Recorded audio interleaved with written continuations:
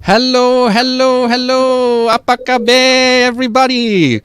Welcome to Virtually Peranakan Fest organized by Peranakan Sayang. Nama saya Baba Alvin and I'm your host for this two-day virtual online festival featuring all things Peranakan. This program was created for all Babas and Nyonyas and for those who love the culture to remember, reconnect, realize, rejoice and reveal more about our Peranakan culture. Now, please comment and say hello at the comment section, whether you're on YouTube or on Facebook. We are very happy if you say hello. Tell us where you're from, which part of the world you're watching this live stream from, and we're very happy to hear from you and say hi. And if you have any questions, please put it there as well. It is a Peranakan journey and discovery. So thank you, Kamsia, very much for joining us. Now for this session, we fly between Singapore and Melbourne. It is going to be a presentation of upcoming exciting Peranakan projects. It is called Project P. In this section, Project P hopes to engage you and get you to be involved in this effort for the benefit of future generations of Peranakans. We have not one, not two, not three, not four, but 5 guests who will be joining us in this session. So let's bring on our guests for this session and say hello to everybody. Hello, hello. Hello. Hi. Hi. We have with us Baba Alvin Tan. Hi, Alvin Tan. Hi. Hi, Alvin. Hi, we got same name, huh? Don't confuse, you all okay? Yeah. Then we have Nyonya Dawn Marie Lee. Hello, Pakai kebaya. everyone. Cantik sayangnya. Then we have also a Nyonya. We have Nyonya Kathy Lim. Hello. And we have Benjamin Tan. Hello, Ben. Hello. And from Melbourne, kita ada Baba James Seow.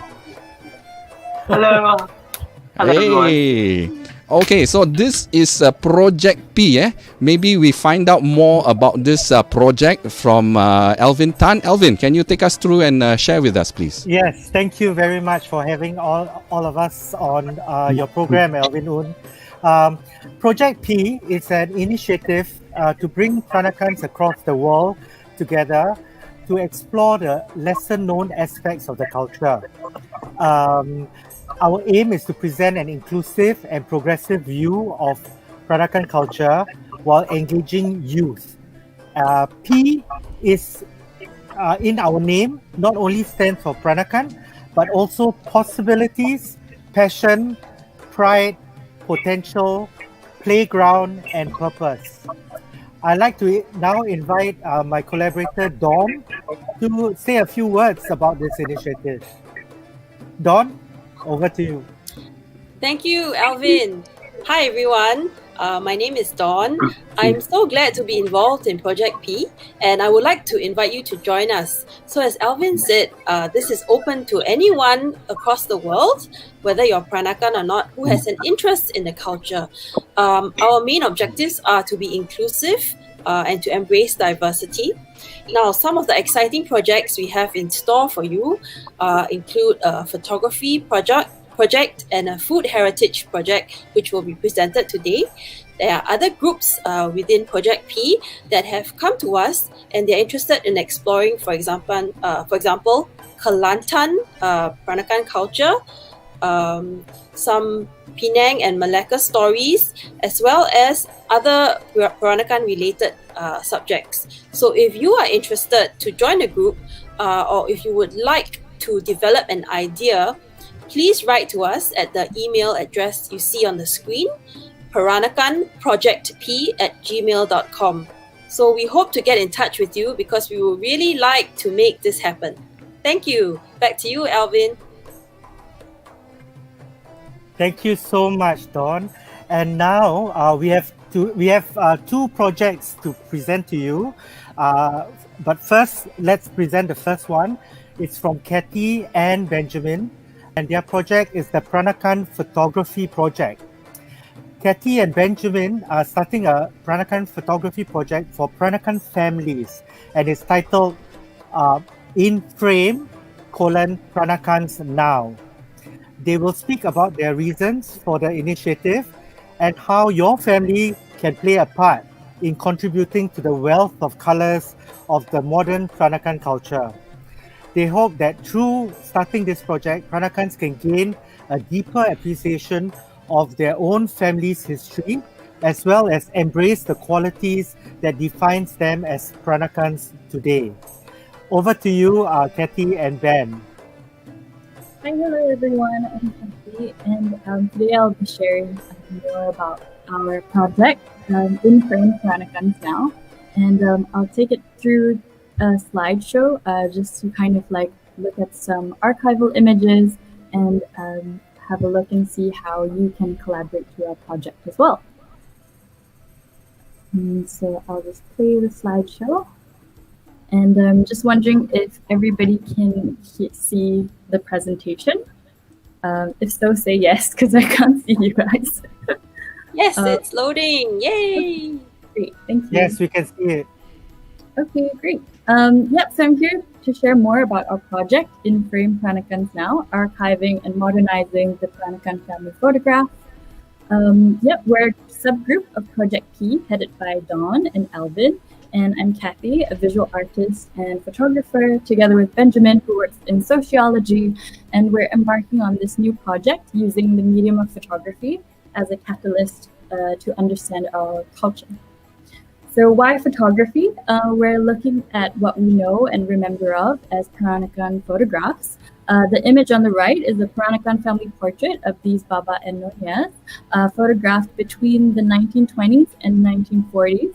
And this may seem familiar to some of you as a historical image that you might have at home of your grandparents or ancestors.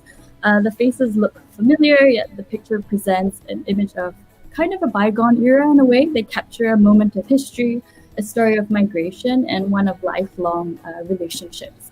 And in this relationship between photography and Peranakans is an important one, written by Peter Lee in his book Amek Gambar. He writes, like many migrant communities in colonial urban environments, Peranakans are categorized by a broad, mixed, and fluent spectrum of cultural practices. They are also characterized by a broad spectrum of social and commercial concerns. This kind of hybridity expressed through photography itself, such a hybrid medium, compounds the complexity of the relationship between Peranakans and photography. And until the 20th century, Peranakan social life was focused on traditional ceremonies and rites associated with family life, such as marriages, births, and deaths. These are often elaborately prepared and customs are meticulously observed, such as the image on a marriage here on the left. While these reveal some customs for ancestral portraits, such as the women always positioned on the right of a man, and the lighting condition of that era would have been best at the entrance of the home before portable flash and portable lights. These also reveal more complex thematics about migratory histories through the fashion of the time, through their westernized attire. And other images also present documents like children, such as this child sitting in a wooden toy car, photograph potentially marking their coming of a certain age, and elaborate funeral processions like the one on the right. Aside from commemorating life events, we also have more formal family photographs. The clothing represents a hybrid of cultures and showcases extended families, multiple generations in the same image between the 1940s and 1950s. And these images present a window into our past, showcasing more than just the people as well. In the top left, for example, this ceremony shows the traditional costumes and architectural detailing of the building, while the portrait of the lady, Madame Husotsunyo, wears a kabaya with 3 brooches, known as peresangs, bearing her initials HSNC, which is partially hidden in the bottom. They demonstrate how undiscovered cultures can reveal increasingly diverse and unexpected aspects of culture and society. However, like the picture in the top right, most of the old images of this era have been lost, discarded by descendants or damaged kind of due to waterlogging or temperature conditions, like the photographic paper warps or peels, kind of like due to heat. So it's very difficult to archive. So Going into the modern era with modern family portraits, if you Google search based on where you live in the world, the algorithm offers us a picture of familial normatively. Photograph of color, these images are bright and warm and vivid, and families are in cheerful disposition and present themselves as very relaxed in front of the camera. Perhaps the image is taken to document a very happy life event, like a marriage or a graduation or new recent family additions. While the same search, Peranakan family portraits, harkens to the idea of this past culture, ubiquitous to our like family ancestors, often sepia or black and white toned with a very serious atmosphere. Often an affair for the wealthy of the era, the Peranakan identity has been formed through such images, featuring a spectrum of conservative to experimental clothing, fusion of Asian, Western, and Mid-Eastern influences. So how have our past cultural traditions informed the present? We're wondering if there is a way to kind of bridge this gap and document the change in our heritage family portraits. With this in mind, we would like to create a collective of images featuring modern Peranakan families of the 21st century, taking inspiration from our own family archive. We would love to invite people from the community to partake in this project. With that, I'll hand it over to Benjamin to share more about how you can also be involved with in-frame Peranakans now.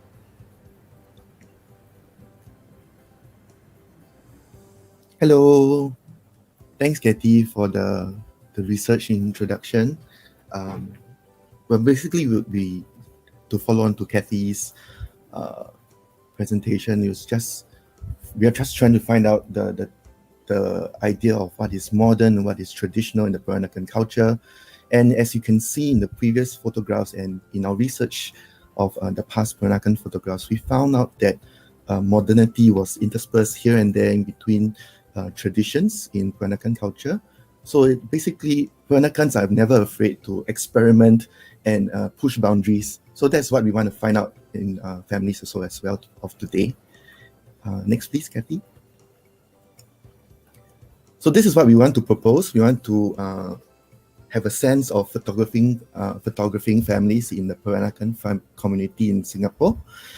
Basically, if you have the whole family gathered together, that'll be great. Different generations, from grandmas, great-grandmas, to kids, to parents, all together in their home. If you have your kabayas, don on their kabayas. If you have your family heirlooms, if you have things that you treasured, have passed down from generations to generations, don't be afraid to share. We want to know more about your family, and also we want to find out different ways of photographing your families together with the things that you find you identify yourselves as Peranakan. So how can you do it? Basically, just send us an email saying that you're interested. So this is the email address that you can send it us to, peranakanphoto@gmail.com. What we would need you to leave in the email is basically your name, contact number. If you're overseas, if you want to find out more, you can leave your email address and contact number. We can WhatsApp as well. And also, if you have a family archive photograph that you want to share, briefly share with us. We are very excited to look at it. And once we receive your emails, we will contact you and we'll find out more about what your family history is like, how you identify yourselves as Peranakan, and also your availability for us to come down and speak to you in person if we can, subjecting to, of course, COVID-19 restrictions. And also, we'll bring all our gear down and we'll arrange for the family to gather together and have one good family portrait together. Yep. So set a date with us to at either your home or your side of your family business for us to take a photograph of you. So the key objectives of this is basically we want to have people who identify themselves as Peranakan to make use of what we know as a medium of photography. It can be, future forward, it doesn't have to be just from a camera medium. It could be things like selfies. It could come from your mobile phone cameras.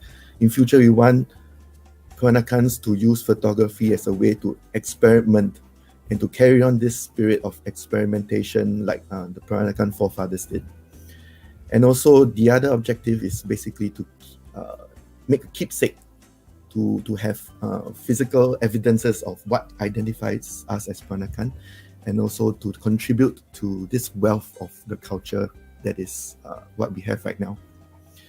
And 2020 has just started. This year 2020, we want to show future generations, the 30s, the 40s, 50s onwards, to show them what 2020's families are basically like. Yeah. Yep, so I'm just flashing the email for us again. So if you're interested, do be a part of this movement. Do let us know, to share with us your families, the history of your family, your heirlooms, and things like that. And we want to hear from you. We want to take your pictures of your families and you. And yeah, we So just want to look forward to hear from you. Just to add on to what Kathy and Ben have said, I think what's very interesting with In Frame Peranakans Now, this photography project, is that over time, Peranakan families have also changed and evolved. There are many different types of families. So if you are a single parent family or just a couple, don't be afraid to contact us, because I think it should reflect the times that we are living in as well. So over to you, Alvin Un. Yeah, thank you very much for that sharing, Kathy and Ben, on this particular project about photography. So right now we are going from Singapore and we are heading towards Melbourne, because we have another Baba who has another project that he would love to share. He's very passionate about it. Dawn, you have some questions for our Baba James Seow? So maybe I'll just introduce James first. James is a young Peranakan who lives in Melbourne. He was originally from Singapore, and he runs a blog called The Well-Fed Nomad, which you can also find on Facebook and Instagram. And his project is called The Well-Fed Nomad Discovers Peranakan. So I'll ask James a bit about why he chose this project and why food heritage and food memories are so important to him. James, could you tell us what this project is about and what inspired you to start this? Thank you. Thank you so much, Dawn. I guess I grew up in a family that is very sort of interested in food. So the only connection that I have to the Peranakan heritage side of things, it's really my grandma. But and I'm sharing this just to provide a little bit about the backstory of what inspired me to really go into the food side of things. So my grandma is a Nyonya, but she passed away when I was 16. So in a way, I just felt that my connection with the Peranakan heritage is sort of lost when I was very, very young. But the good thing is that when I was young, I spent a lot of time with her. And so she cooked a lot of dishes that have a lot of Malay and Indonesian influences. In fact, I remember that when I was young, the potato is one of my favorite vegetables. And I knew it, I've always called it by its Malay name, which is kentang, you know. It's not in Mandarin, it is not in Cantonese, it is not in English. So I really enjoyed those kind of dishes. And I realized that when I was growing up, food is a means to show love, care, and affection in my family, because my parents came from very humble backgrounds. And so to feed someone well, to ensure that someone is well fed, is a sign of love, care, and affection. And so that has always stayed with me. Later on, I also realized that by looking into how a community, how a family cook their food, what they eat, it has led me to understanding their culture, the past, the heritage, the roots, their identity. So that's the approach that I take towards understanding food. And so about 5 years ago, I sort of started this food blog on Facebook, and I call it the Well-Fed Nomad, because I like to believe that wherever I go, where I travel, whenever I'm away from home, either for a short while or to live permanently, like now, what I'm doing now in Melbourne, I will always be well fed. That I will always be surrounded by people who care for me, who always look after me by way of feeding me well. So, and when I heard about this Project P, when Alvin Tan announced it, I thought, oh great, this is a wonderful way for me to reconnect with my culture. So with my roots, with my heritage, because I know very little about it. So I'm not a I'm not a chef. I don't call myself an established cook as well. I'm not a food critic, but I'm very interested in understanding how what we eat and how we cook our food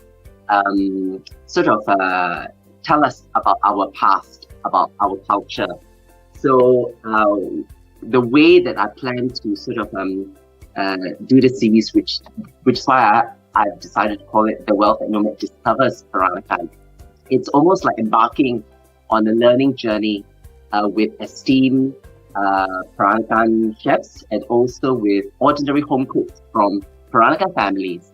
And I hope that I would invite them into my virtual studio and have a chat with them about their relationship with food, what they cook, what they eat, what are their heirloom recipes, what are some of the dishes or snacks that they eat at home that cannot be found outside in restaurants and in food stalls. So I believe that all of us in our individual homes and families, there are very special recipes, dishes, snacks that we eat that are unique to our family that we would never find outside. So I hope to capture some of that in this series that I will be conducting soon. Yeah. So I'm now on the lookout actually for esteemed Peranakan chefs, not established chefs, but also home cooks from Peranakan families who would like to share their stories about food, about the family, and how some of these stories tell us and give us some insight into their family, into their relationships, childhood memories, and so on. Yeah. Back to you, Don. So James, you mentioned that you would like to get in touch with such people. What do you hope to achieve with your project, and who do you need to get in touch with?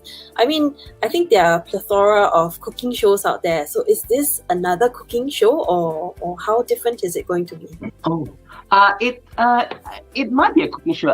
The way that I imagine it would really have it's almost like a casual, friendly living room style kind of a chat with guests. So I would imagine for each episode there would be one or two guests in this virtual studio, and so I will hope to chat with them and excavate and discover some of these stories about their food, about their family recipes, and so on, what they enjoy eating, and what they speak of their relationships and the connections to the family, to the larger Peranakan community. So I hope to learn some of these micro narratives. And what I realized is that for the more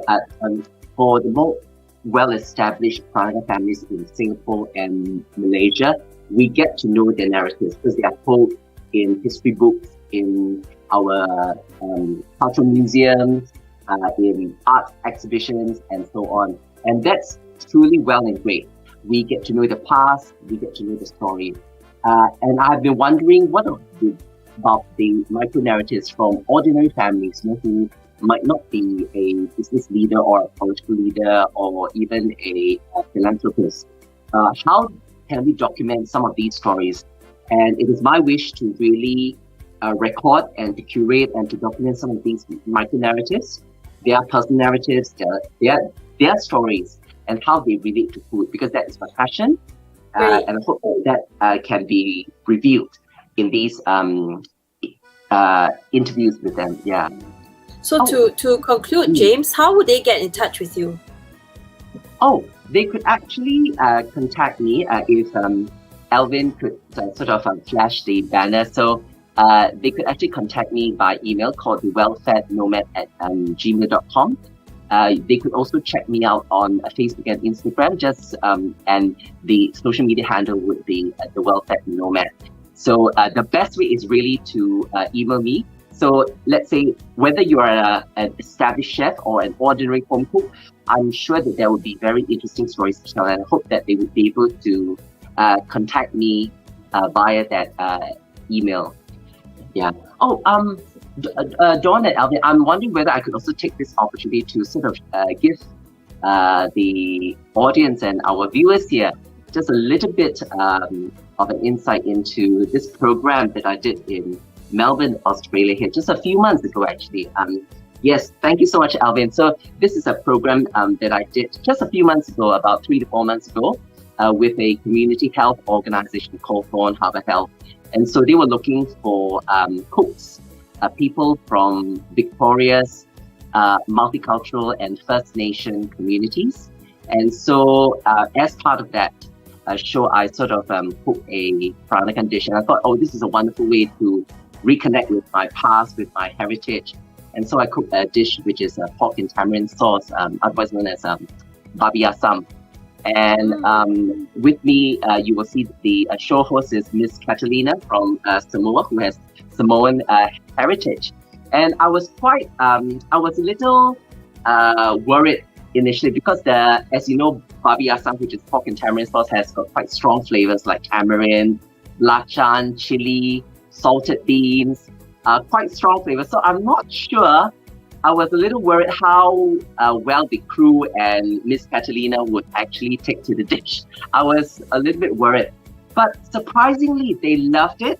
And so immediately after they shoot, once the dish was completed, they all were very, very curious and they wanted to taste it. And Miss Catalina even said on social media that this is the dish, the babi asam, is a dish that will want to make a swing on a chandelier. Oh, that's wonderful. Yes. So I was quite tickled by her comments. And I thought, oh, wow, it's such a big compliment. I thought, oh, great. So the way that I see Peranakan food and dishes, that it has more appeal, it has wider appeal than just Malaysians and, Singaporeans or even Indonesians. So I believe it has a wide appeal. And I hope that in these, the Well-Fed Nomad discovers Peranakan web series, in some of these storytelling with home chefs and established restaurant chefs, they would be able to share some of these recipes, they would be able to tell some of these stories. And so that's what I hope to discover. Great, that's so exciting. We hope to hear more from you in the future. And back to you, Alvin Un. Yeah, thank you very much, guys, for that engaging presentation about food. I think we are getting a little bit hungry for babi asam already. Okay, I think we got some time to engage some of our audience. They are from all around the world. There's so many people watching. We'd like to say hello to everybody from around the world. Thank you so much for joining us. There were a few questions. Maybe Alvin, you can address to this because I think this person came in late. So Jacqueline is, how do I participate in this project? Maybe she missed out on the earlier part. Maybe Alvin Un, could you show our email address again? Absolutely. Okay, so we are going to tell you. Yeah. Basically, Project P is looking at the diversity within the Peranakan culture, and it aims to be inclusive, and progressive view of Peranakan culture whilst engaging the young people, the youth. So if you have any suggestions or any proposals, do write in to us, and then we will get back to you and we'll discuss. And Dawn and I will help you to develop your project, and it will then go out to not just the Peranakan community, but also to the larger public. Do feel free to just write in. The Project P is not just for Peranakan, but it's also for possibilities, passion, pride, potential, playground, and purpose. Okay, it's also heartwarming to know that we have friends from Terengganu. We have Tiong Wah Wee here, who would also be very keen to join in the session. Now, for this is, I Oh, guess great. this, I think Wonderful. he might be mentioning about the photography project. Obviously, you guys cannot be going to Terengganu to take photos. So, any advice for people who are outside of Singapore who might want to be part of this? I think they can contact Kathy and Ben at peranakanphoto@gmail.com. I read this year during the circuit breaker there have been photographers who do Zoom photography. I'm not sure how that can be done, but I'm sure we'll be glad to explore. And looking forward, hopefully next year, some traveling may be possible, and then we can expand the project to include people outside Singapore as well. Okay, so for anybody who is interested in being part of this photo Photography. project, photography project, you can actually email to peranakanphoto@gmail.com. Okay, so I think we are looking for any comments. If anybody has any questions, any burning questions that you might like to ask our panelists, please do so because we are running out of time very shortly.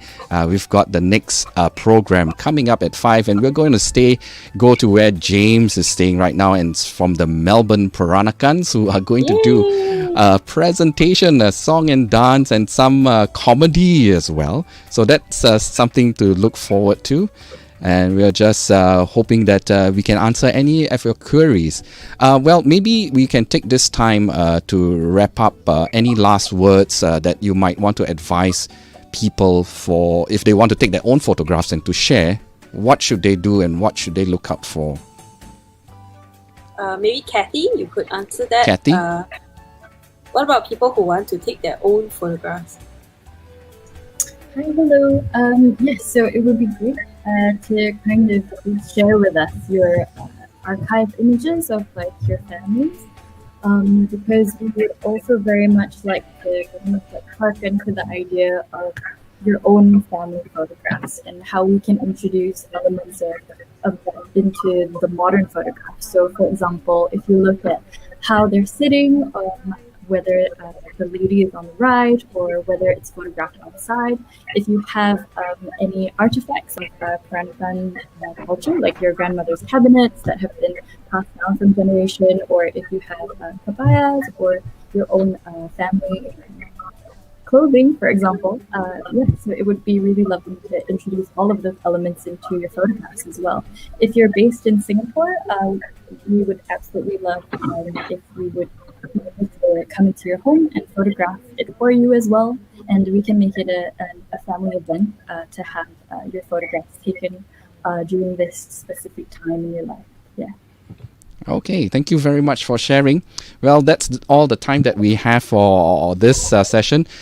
Before we end, I would like to thank all our panelists for this afternoon. Thank you very much, Baba, Alvin Tan, Kamsia Ba, for spearheading this entire Project P. Thank you. Yeah, thank you for having us. You're most Alvin. welcome. Thank you And so of much. course, my dear friend Dawn Marie Lee, she's always looking so gracious and beautiful. Thank you so much. Thank you. It's been a pleasure. Okay, and we have, of course, our younger folks. We have Kathy and Ben. Thank you very much, guys, for doing this photo project. I'm sure it's going to be a hit, and it's going to be a regional project as well. And last but not least, we have our Baba in Melbourne. Hey, James, thank you very much for being part of this show as well. Thank you for inviting. It's such a pleasure to connect with people from around the world, really. Thank you so much. Absolutely. Thank you so much, guys. So this is the end of this segment. So make sure you follow the next link at 5 p.m. for our presentation by our Melbourne Peranakans. My name is Alvin. Take care, everybody. Bye. Bye. Bye.